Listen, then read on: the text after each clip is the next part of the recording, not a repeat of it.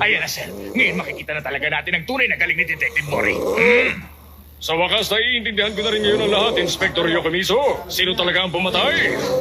Kung sinasabi ng tatlong suspect na sila ang pumatay kay Kumiyama, ibig sabihin 3 beses tinangkang patayin ang biktima gamit ang mga vase na pinukpok sa ulo niya. At nangyari ngayon pagkatapos niyang pumasok sa kwarto ng 3 suspect. Nagulo lang ang pagkakasunod-sunod ng kwento. Ang natatandaan ko ganito ang pagkakasabi ni Katsumata Kengo. Nung oras na yun, bigla na lang pumasok sa kwarto ko si Kumiyama at parang galit na galit siya sa akin. Pakiramdam ko lasing siya nun kasi hindi maayos ang paglalakad. Oo, ganun nga. Sa tingin ko, hindi magagawa ni Kumiyama na uminom ng sobra. Hanggang sa dumating sa puntong hindi na siya makalakad na maayos. Lalo na kung may play siya ng laro na yon. Tama ka, Maron. Kung ganoon, bakit kaya hindi maayos ang paglalakad niya?